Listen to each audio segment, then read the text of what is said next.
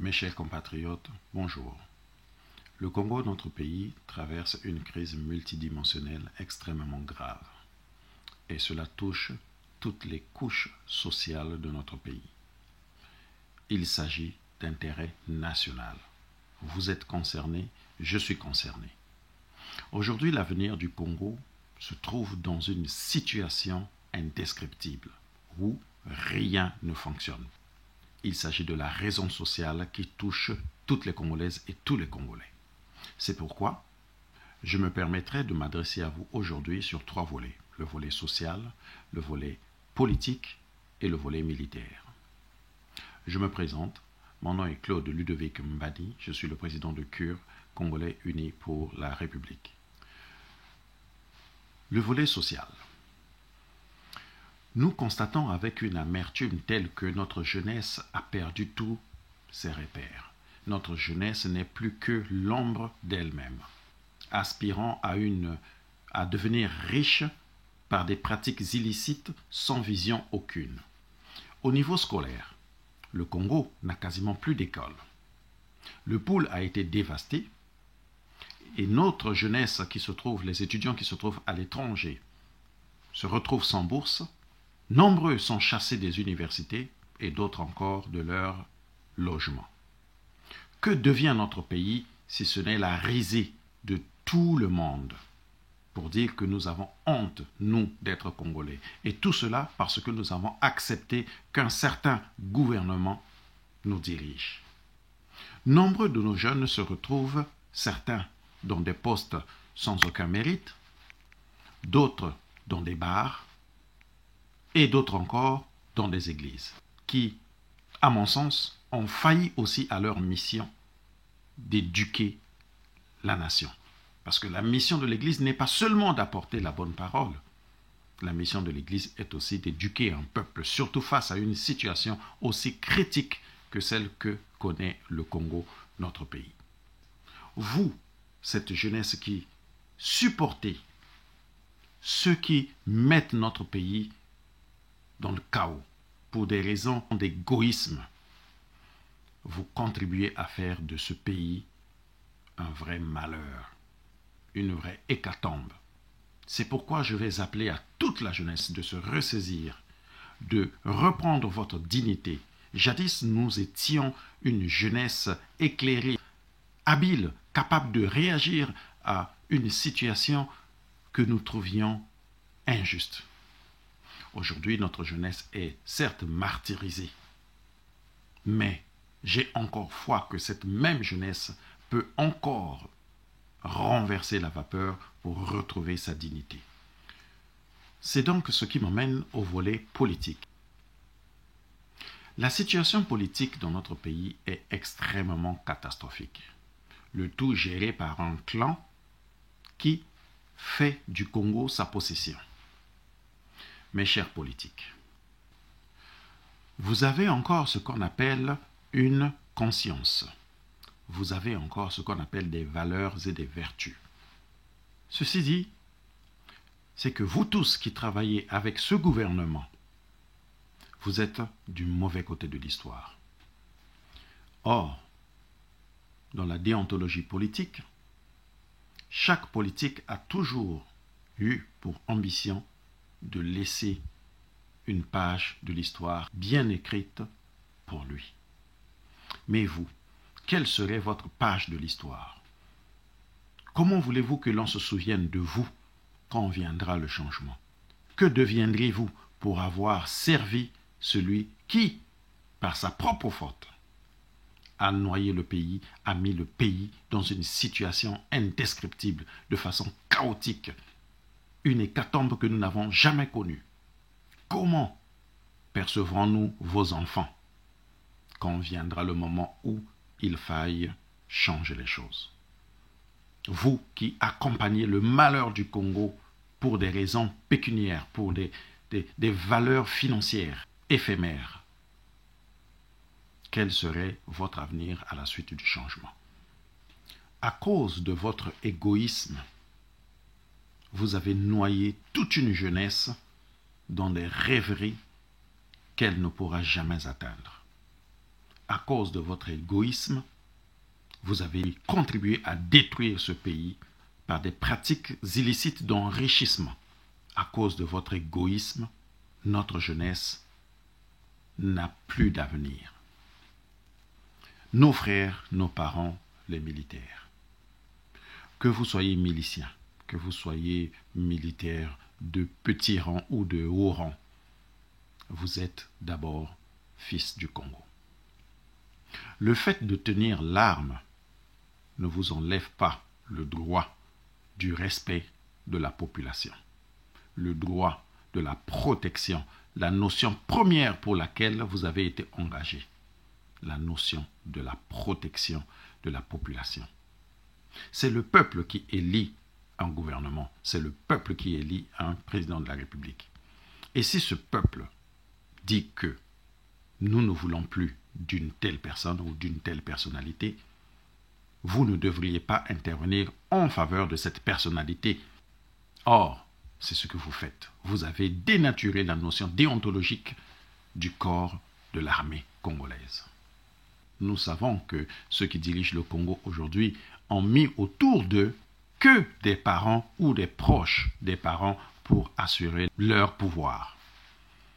Mais, mes chers compatriotes, est-ce que le fait de garantir, de travailler pour le président de la République enlève votre citoyenneté de Congolais? Est-ce que travailler au service d'un gouvernement veut dire que vous êtes devenu un étranger, que vous ne connaissez plus les lois? Quand un ordre est donné à un militaire et que ce militaire constate que l'ordre qu'on lui a donné ne correspond pas à la déontologie, à l'éthique du corps militaire, que fait-il? Il refuse cet ordre, quitte à passer en cour martiale. Mais il refuse d'abord cet ordre. Et le fait d'être militaire ne signifie pas nécessairement d'ôter la vie, car la première notion du corps militaire, c'est de savoir épargner et de protéger la vie. Vous tous qui entourez celui qui nous dirige aujourd'hui, sachez que vous êtes d'abord des Congolais. Et vous savez que c'est le peuple qui décide de qui va le diriger. Vous ôtez la vie à vos confrères, à vos concitoyens et concitoyennes, pour des raisons financières, parce qu'on vous donne 2 000, 3 000, 4 000, même si on vous donnait 1 million. Cela en vaut la peine d'ôter la vie à la population qui ne réclame que sa liberté.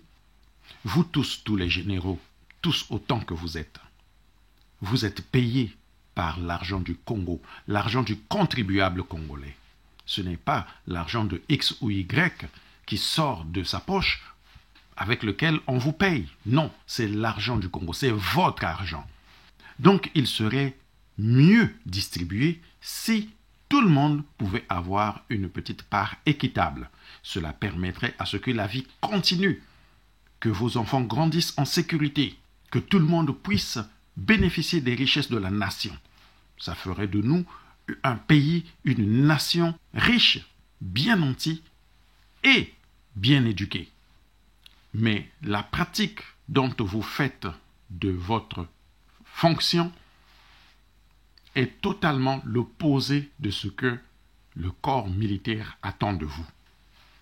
Donc, que vous soyez général, que vous soyez colonel, capitaine, sergent ou simplement légionnaire, vous êtes d'abord citoyen congolais. On ne vous donne pas une arme en main pour ôter la vie aux citoyens. Non, mais c'est pour protéger la vie de ce citoyen contre tout ennemi, qu'il vienne de l'intérieur ou qu'il vienne de l'extérieur. C'est votre rôle, votre travail. Aussi, j'insisterai donc sur qui que vous soyez, voyez l'avenir en avant de vous. Celui qui vous donne des ordres ne donne pas ses ordres de façon nationale. Il donne ses ordres de façon personnelle. C'est ce qui m'emmène à parler du président circonstanciel de notre pays. J'ai cité M. Denis Sassou Nguesso. Monsieur, votre objectif en tant que président de la République, jadis alors que vous étiez encore démocrate, était de protéger la Constitution. Or, nous avons vu avec quelle volonté diabolique vous avez modifié cette constitution pour des besoins d'égoïsme personnel. Nous savons tous que vous demeurez au pouvoir pour une seule raison. Nous savons tous que vous voulez vous accrocher au pouvoir parce que vous avez mis un engrenage autour de vous dans lequel vous ne pouvez plus vous extirper. Mais il ne s'agit pas seulement de vous. Il s'agit de toute une nation, de tout un peuple que vous punissez, de tout un peuple qui souffre à cause de vous. Nous vous avions déjà dit que vous aviez encore le temps de quitter le pouvoir. Parce qu'aujourd'hui, vous ne prenez pas des décisions pour la nation, vous prenez des décisions pour vous, ce qui fait de vous une personne inapte à diriger le Congo. Vous n'êtes plus capable de diriger le Congo parce que vos décisions ne sont plus les décisions nationales, ce sont des décisions familiales. Ce faisant, vous n'êtes plus en mesure de diriger notre pays. Que vous ayez fraudé les élections ou pas, vous n'êtes plus apte à diriger le Congo. Parce que vous avez failli dans toutes vos obligations, dans toutes vos notions régaliennes. Nous avons appris que le Congo sera doté d'un nouveau ministre de la Défense. Et nous apprenions des sources fondées que le prochain ministre de la Défense sera M. Denis Christel Sassou Nguesso. Je ne veux pas m'étendre sur cette question, mais c'est une nouvelle que nous avons reçue des sources sûres. Mais à cela je dirais, mes chers compatriotes, mes chers frères, parents militaires, vous qui êtes là, vous qui avez vu cet enfant naître, accepteriez-vous cela? Avec quelle expérience? Savez-vous, le ministre de la Défense, ce que cela veut dire? Cela veut dire que même l'état-major, le chef d'état-major devra rendre compte au ministre de la Défense nationale. Êtes-vous prêt à risquer, voir ce jeune homme devenir le prochain ministre de la Défense nationale? Êtes-vous prêt à assumer cette responsabilité? Et si jamais c'est le cas qu'il devienne le prochain ministre de la Défense nationale, savez-vous ce que cela augure? Nous avons vu Ali Ben Bongo devenir le président de la République du Gabon pour avoir été ministre de la Défense. Êtes-vous prêt à voir cela? Dans le cas où qu'il serait le prochain ministre de la Défense nationale, quelle est donc la raison fondée derrière cette nomination? Pensez-vous que M. Denis Sassou Nguesso le fait pour des intérêts nationaux ou simplement pour des intérêts politiques, personnels et diplomatiques? Il le ferait pour garantir une immunité à son fils, afin que celui-ci soit aussi comme lui impuni. Êtes-vous prêt à laisser faire cela? Je vous le dis, je n'ai rien contre cette famille, mais il s'agit d'intérêt national. Votre intérêt, le mien, celui de nos enfants et de nos petits-enfants. Donc, pour revenir à celui qui nous dirige aujourd'hui, M. Denis Sassou Nguesso, je dis que M. Denis Sassou Nguesso n'est plus apte à diriger le Congo. Cela se prouve par des actes et des décisions qu'il prend. Parce que ce ne sont pas des décisions prises pour des raisons d'intérêt national, non, ce sont des décisions prises pour des intérêts particuliers, personnels. C'est comme un médecin. Votre fils est malade, mais la déontologie médicale vous interdit de soigner votre fils parce que votre jugement est altéré. Et c'est le cas de notre dirigeant de fait.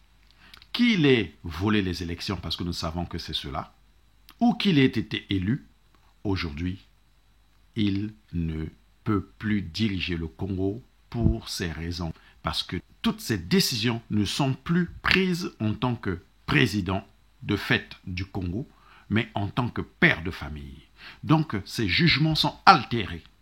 De ce fait, il n'a plus la possibilité de diriger le Congo. C'est pourquoi vous qui avez les armes, vous qui détenez les armes, vous qui avez encore un peu de jugement, et vous qui êtes encore des vrais militaires, j'ose espérer, vous pouvez encore lui permettre une porte de sortie honorable afin que le Congo soit dirigé par un autre qui le mérite, comme le général Jean-Marie Michel Mokoko, qui est en train de croupir en prison alors que tous les dossiers sont vides. Nous avons appris que l'avocat Moretti, choisi par M. Denis Sassou Nguesso, est retourné à Paris, faute de dossier. Comment pouvons-nous continuer à être aussi bas? Je vous le dis, ce n'est pas une question liée à une personne, c'est une question d'intérêt national. Aucune revanche. Simplement, nous voulons que notre pays avance. Parce que nous sommes la risée, même de nos voisins les plus immédiats. Le Burkina Faso, le Bénin, la Gambie, le Tchad, le Sénégal, ils se moquent de nous à cause d'un président qui a voulu trop en faire et n'en faire qu'à sa tête.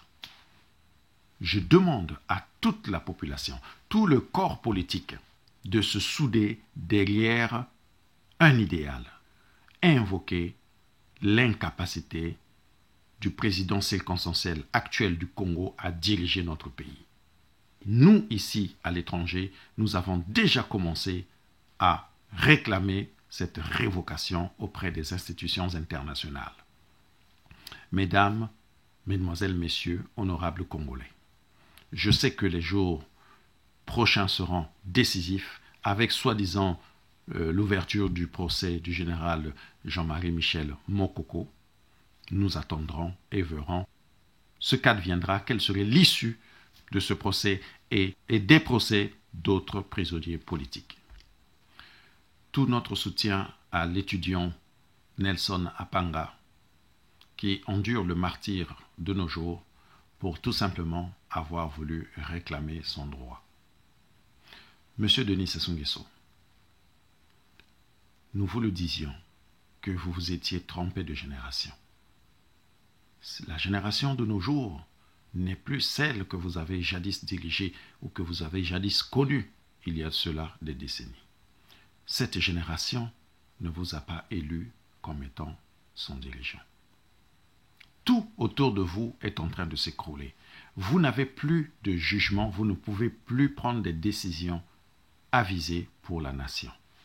Même les signes de la nature vous montrent que le peuple ne veut plus que vous le dirigiez. Même la nature ne veut plus de vous. Nous vous serions très reconnaissants de vous retirer tout simplement. C'est pourquoi nous demandons au corps armé d'ouvrir une porte de sortie honorable à celui qui fut jadis le président du Congo, le plus applaudi, celui qui est resté le plus longtemps au pouvoir. Mes chers compatriotes, je vous laisse à cette réflexion. Nos chers parents militaires, vous avez encore un rôle à jouer et ce jour viendra. Nous vous souhaitons une bonne journée et au plaisir de vous revoir. Je suis Claude Ludovic Mbani. Bien de bonnes choses à vous et que Tara, dans son immensité, continue de soutenir le peuple congolais. Vive le Congo, vive la population congolaise, vive CUR, Congolais Unis pour la République.